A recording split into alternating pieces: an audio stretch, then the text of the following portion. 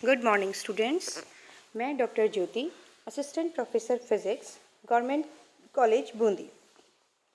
आज nuclear physics की class में हम न्यूक्लियस के लिए कुछ और प्रॉपर्टीज़ का अध्ययन करेंगे। इसी में हम पहले ले रहे हैं पैरिटी। देखिए, पिछली क्लासेस में हमने काफ़ी प्रॉपर्टीज़ के बारे में बात कर ली है।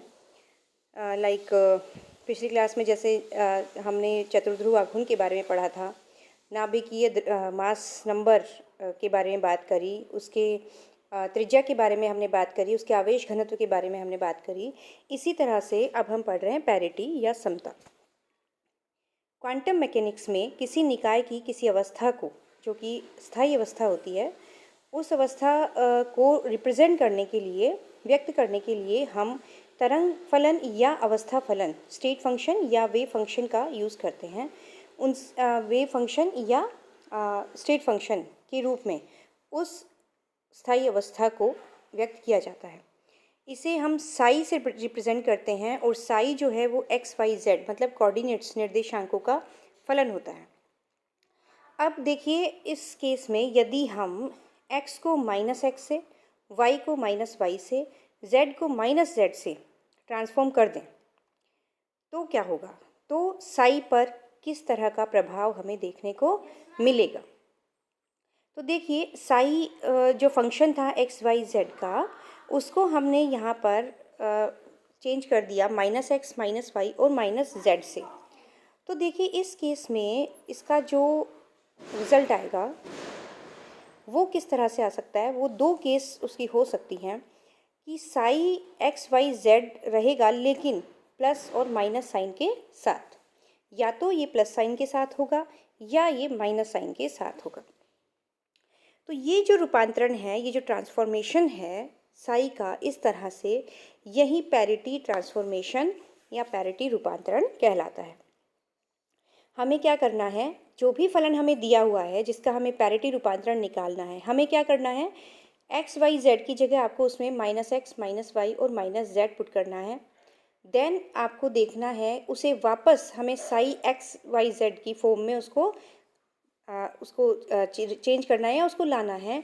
तो उसके लिए अगर आपका फलन ऑटोमेटिकली अगर साई एक्स वाई जेड की फॉर्म में चेंज हो जाता है, देन वो प्लस साइन के साथ हुआ, और अगर माइनस कॉमन लेने से वो साई एक्स वाई जेड बनता है तो वो minus psi x y z हुआ। तो देखिए, ये जो केस फर्स्ट है इसमें प्लस साइन के साथ हमारा ट्रांसफॉर्मेशन हो रहा है। इसे हम इवन पैरिटी वाले वेव फंक्शन कहेंगे। यहाँ जो साई एक्स वाई जेड है इसका नेचर कैसा है? इवन पैरिटी वाला है। इसी तरह से केस सेकंड में जब साई -x, -y और -z का मान minus psi x y z हुआ, इस केस में ये जो फंक्शन है इसका नेचर ओड पैरिटी वाला है, मतलब ये ओड पैरिटी या विषम पैरिटी को फॉलो कर रहा है। अर्थात पैरिटी रूपांतरण एक प्रकार से क्या कह सकते हैं हम? मूल बिंदु के आर पार निर्देशांकों का परावर्तन है, क्योंकि हमने क्या किया यहाँ पर? निर्देशांकों को परावर्तित कर दिया। जो हमारा मिरर इमेज दिखती है, जैसे कि हमारा जो मिरर में रिफ्लेक्शन दिखता है, उसी तरह से हमने निर्देशांकों को यहाँ पर रिफ्लेक्ट कर दिया। तो साइन डायरेक्शन चेंज हो जाएगी, तो डायरेक्शन चेंज होगी तो क्या हो जाएगा? x का -x, y का -y एंड z का -z। तो हमें उसका प्रभाव देखना है हमारे वेव फंक्शन पर, कि हमारे वेव फंक्शन पर उसका क्या इफेक्ट होता है। इस रूपांतरण से जो दक्षिणावर्ती निर्देश तंत्र होगा, जिसकी डायरेक्शन क्लॉकवाइज होगी, वो किस में चेंज हो जाएगी? एंटी क्लॉकवाइज या वामावर्ती में। तो ये एक तरीके से रिफ्लेक्शन ऑफ कोऑर्डिनेट सिस्टम भी कहा जा सकता है। और ये इम्पॉर्टेंट बात है कि एक डिस्क्रीट ट्रांसफॉर्मेशन होता है, कंटिन्यूस ट्रांसफॉर्मेशन नहीं होता है। यह क्या है? डिस्क्रीट ट्रांसफॉर्मेशन है। डिस्क्रीट का मतलब हम समझ सकते हैं कंटिन्यूस, जिसमें सभी एनर्जी वैल्यूज़ को वो अडेप्ट करता हुआ चला जाता है वेव फंक्शन, मतलब सभी एनर्जी वैल्यूज़ को ग्रहण करता है। और डिस्क्रीट में क्या होता है? कुछ पर्टिकुलर एनर्जी फंक्शंस को ही वो ग्रहण करेगा, बीच के जो एनर्जी लेवल्स होंगे उन पर वो नहीं पहुंचेगा। तो ये जो ट्रांसफॉर्मेशन है ये डिस्क्रीट है, ये स्टेप बाय स्टेप चलता है, ये कंटिन्यूस नहीं है, कंटिन्यूम को फॉलो नहीं करता है। अब देखिए, माना हमने कि यूपी पैरिटी ऑपरेटर है, यू और सबस्क्रिप्ट पी के साथ एक पैरिटी ऑपरेटर हमने माना। तो यूपी को हमने पैरिटी ऑपरेटर माना। दैट मीन यूपी जब हम साई एक्स पे अप्लाई करेंगे, आपको ऑपरेटर का मतलब आपने क्वांटम मैकेनिक्स में operator, eigen function, eigen values इन सब की स्टडीज़ कर ली होंगी। तो देखिए ऑपरेटर क्या होता है, जब ऑपरेटर को किसी फंक्शन पर लगाया जाता है, अप्लाई किया जाता है, तो क्या होता है कि उस फंक्शन के कॉरस्पॉन्डिंग जो उसका मान होता है वो हमें मिलता है, उसकी आइगेन वैल्यूज़ हमें मिलती हैं। और यहाँ पर देखिए यूपी को जब हमने अप्लाई किया साई एक्स पर, तो हमें दो तरह से साई एक्स मिलेगा, क्योंकि पैरिटी एक ऑपरेटर के रूप में हमने यूपी एक ऑपरेटर माना है पैरिटी के संगत। और हमें पता है कि जब पैरिटी निकाली जाती है तो या तो प्लस इवन पैरिटी होगी या ऑड पैरिटी होगी, दो ही केस हो सकते हैं। तो यहाँ पर जो मान आएगा साई एक्स का आफ्टर अप्लाइंग यूपी, क्या आएगा, plus minus psi x, because दो तरह की पैरिटीज़ पॉसिबल है। तो देखिए अब हमने क्या करा, यूपी को दो बार इस पर अप्लाई किया, यूपी साई एक्स। देन हमें क्या मिलेगा, यूपी, और यूपी साई एक्स की वैल्यू हम ऊपर से ले लेंगे plus minus psi x. That mean ये हो गया हमारा। देखिए यूपी को हम दोबारा अप्लाई कर रहे हैं प्लस माइनस साई एक्स पर, तो अगर हम प्लस साई एक्स पर अप्लाई करते हैं तो डेफिनेटली जो इवन पैरिटी वाले वे फंक्शन होंगे उनकी पैरिटी अगेन इवन ही रहेगी, तो हमें प्लस साई एक्स मिलेगा। इसी तरह से अगर हम नेगेटिव साई एक्स पे अप्लाई करेंगे यूपी को, तो हमें क्या मिलेगा, नेगेटिव का मतलब क्या हुआ, वापस वो रिवर्स हो जाएगा, वापस हमें रिफ्लेक्शन में देखने को मिलेगा। तो रिफ्लेक्शन जब देखने को मिलेगा तो माइनस का क्या हो जाएगा, यहाँ पर अगेन प्लस हो जाएगा। तो हर हालत में हमें plus psi x wave function का मान मिलेगा। इसका मतलब यू पी स्क्वायर जो ऑपरेटर है वो क्या है, इकाई ऑपरेटर है ना, आइडेंटिटी ऑपरेटर है। तो इसको हम लिख सकते हैं यूपी डैगर यूपी। जो हैमिल्टोनियन संकारक होते हैं, हैमिल्टोनियन ऑपरेटर हर्मिशियन ऑपरेटर होते हैं, उनकी क्या विशेषता होती है कि UP dagger UP equals to unity आता है, तो यूनिटी ऑपरेटर है। तो इसलिए UP dagger UP equals to 1, क्योंकि यूपी स्क्वायर इक्वल्स टू 1 है, तो हम इसे लिख सकते हैं UP dagger UP equals to 1। और यूपी डैगर हो गया यूपी इन्वर्स के इक्वलेंट। इसलिए यूपी जो है वो एक तो यूनिटी ऑपरेटर है और दूसरा हर्मिशियन ऑपरेटर भी है। तो इसकी जो विशेषता है कि यूपी एक यूनिटी ऑपरेटर होता है, साथ ही साथ एक हर्मिशियन ऑपरेटर भी होता है। अब देखिए आइगेन मान।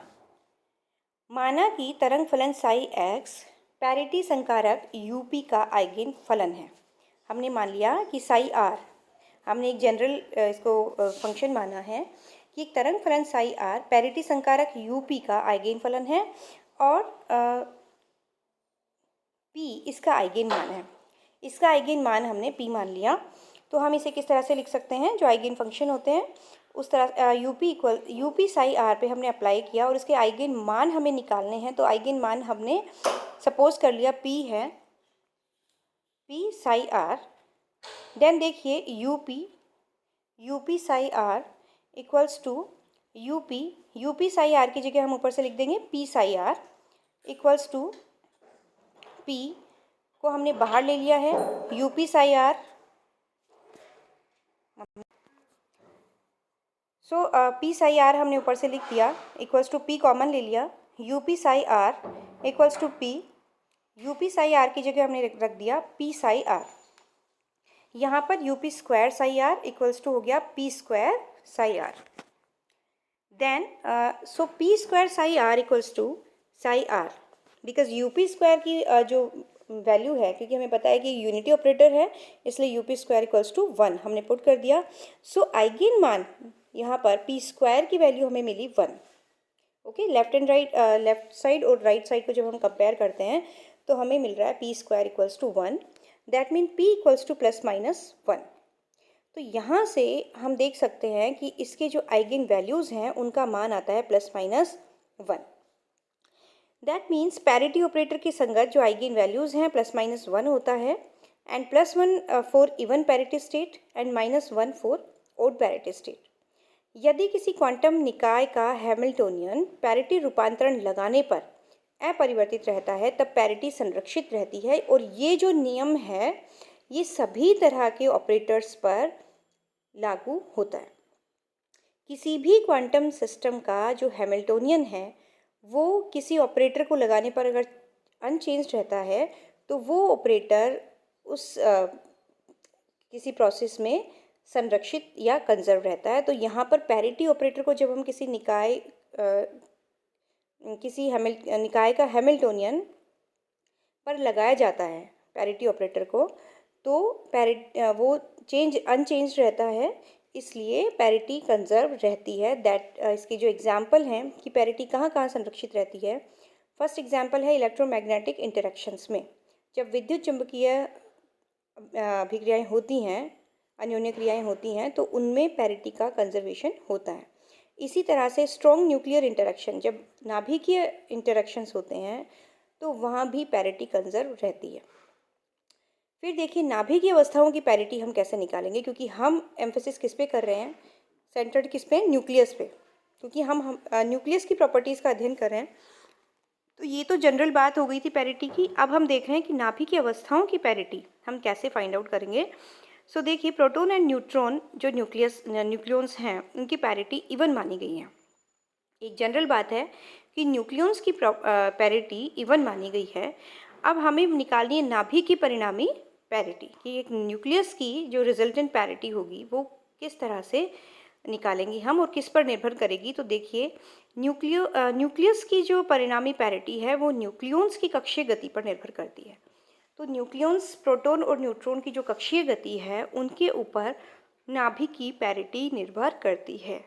यदि नाभिक के एक न्यूक्लियन की कक्षीय क्वांटम संख्या L है तो इसकी पैरिटी कितनी देंगे हम, कैपिटल P इक्वल्स टू -1 की पावर L होगी, -1 की पावर L होगी। यदि नाभिकीय कणों की कक्षीय क्वांटम संख्याएं L1, L2, L3 dash dash dash हों तो नाभिक की परिणामी पैरिटी P इक्वल्स टू, अगर हमने माना कि नाभिकीय कणों की कक्षीय क्वांटम संख्याएं L1, L2, L3 स्मॉल से रिप्रेजेंट करी जाती हैं, तो परिणामी जो पैरिटी होती है वो गुणात्मक होती है। तो कैपिटल P जो नाभिक की पैरिटी होगी that will B P1, P2, P3 का मल्टीप्लिकेशन। तो इसलिए हम लिखेंगे P1 की value -1 raise to power L1, -1 raise to power L2, इसी तरह से इनका मल्टीप्लिकेशन। तो कैपिटल P जो रिजल्टेंट आएगी दैट विल बी -1 की power L1 plus L2 plus L3 and so on. So देखिए दैट इज़ पैरिटी एक प्रोडक्टिव क्वांटिटी या गुणात्मक राशि होती है। अवस्था S, T, G dash dash dash के लिए, जिनके लिए L इवन होता है, जिन अवस्थाओं के लिए L इवन होता है तो वहाँ पर जब हम कैपिटल P निकालेंगे तो -1 की पावर हमेशा एक इवन नंबर आएगा, और इवन नंबर आएगा तो कैपिटल P जो पैरिटी है न्यूक्लियस की वो भी इवन नंबर होगी। इसी तरह से अवस्था small p, f, h dash आदि के लिए L का मान ओड होता है, क्योंकि P के लिए 1 होता है, F के लिए 3 होता है, H के लिए 5 होता है। इसी तरह से तो P का जो मान आएगा वो ओड आएगा, तो P ओड पैरिटी होगी। और सबसे एक इम्पॉर्टेंट बात ये भी है कि नाभिक में जो अयुग्मित न्यूक्लियन होंगे, अयुग्मित अगर न्यूक्लियंस हैं तो उनकी जो पैरिटी होगी नाभिक की वो अयुग्मित न्यूक्लियन की पैरिटी के इक्विवेलेंट होगी, क्योंकि जो युग्मित न्यूक्लियंस होंगे उनकी पैरिटी तो क्या होगी, इवन हो जाएगी, क्योंकि हमने पैरिटी क्या मानी है न्यूक्लियंस के लिए, वो इवन मानी है, तो वो इवन हो जाएगी उस केस में। तो नाभिक की पैरिटी हमेशा अयुग्मित न्यूक्लियन की पैरिटी के इक्विवेलेंट होगी। एक और हम प्रॉपर्टी ले रहे हैं इसकी, समभारिक प्रचक्रण या आइसोबारिक स्पिन या आइसोस्पिन। तो देखिए आइसोस्पिन क्या होती है। हाइजेनबर्ग ने नाभिक की अन्योन्य क्रियाओं के लिए प्रोटॉन और न्यूट्रॉन को एक ही कण की दो भिन्न अवस्थाएं मानी हैं। इनकी जो अन्योन्य क्रियाओं में जो भूमिका होती है प्रोटॉन और न्यूट्रॉन की, तो उसमें एक ही तरह का व्यवहार देखने को मिला। उस बेसिस पे हाइजेनबर्ग ने सजेस्ट किया कि हम इन्हें एक ही कण की दो अलग अलग अवस्थाएं मान सकते हैं, एक पॉजिटिव और एक नेगेटिव। जिस तरह से प्रचक्रण जो स्पिन होती है उसकी दो अवस्थाएं होती है, प्लस हाफ होती है और माइनस हाफ होती है ना, कि उनका उसका जो अलाइनमेंट होता है, स्पिन्स का जो अलाइनमेंट है उसे हम दो तरह से दो डायरेक्शंस में मानते हैं। उसी तरह से प्रोटॉन और न्यूट्रॉन के लिए भी एक ऐसी प्रॉपर्टी डिसाइड की जाए, एक दिशा में हो, दूसरी दिशा में हो। तो यहाँ पर क्या माना गया कि हाइजेनबर्ग के अनुसार प्रचक्रण की तरह ही न्यूक्लियन की एक आंतरिक स्वतंत्रता की कोटि होती है जिसके संगत क्वांटम संख्या कैपिटल आई होती है। इस गुण को समभारिक प्रचक्रण कहते हैं। तो एक हमने इसकी क्वांटम नंबर डिसाइड कर दी, that is isospin I equals to half. I equals to half के जेड एक्सिस पर दो घटक होते हैं, I Z equals to plus minus half. एक होगा प्लस हाफ और एक होगा माइनस हाफ। प्रोटॉन के लिए आई इक्वल्स टू प्लस हाफ होता है और आई जेड का मान भी प्लस हाफ होता है। इसी तरह से न्यूट्रॉन के लिए आई इक्वल्स टू हाफ होगा और आई जेड की वैल्यू माइनस हाफ होगी। तो ये दोनों अपोजिटली हमने प्रोटॉन और न्यूट्रॉन के लिए इसका जेड घटक आइसोबारिक जो स्पिन है उसका जेड घटक डिसाइड किया है। और नाभिकीय अन्योन्य क्रियाओं में संभारिक प्रचक्रण का संरक्षण होता है। जिस तरह से पैरिटी का संरक्षण होता है उसी तरह से नाभिकीय अन्योन्य क्रियाओं में संभारिक प्रचक्रण का संरक्षण भी होता है। तो ये हमने आज दो प्रॉपर्टीज़ के बारे में और पढ़ लिया है। नेक्स्ट क्लास में हम नाभिक का द्रव्यमान देखेंगे और उसको मेजर करने की डिफरेंट मेथड्स देखेंगे। तो उसमें हम द्रव्यमान स्पेक्ट्रोग्राफ के बारे में पढ़ेंगे, उसके डिफरेंट एलिमेंट्स के बारे में पढ़ेंगे, क्या क्या उसके कंपोनेंट्स होते हैं और उनकी किस तरह से वर्किंग होती है। Thank you.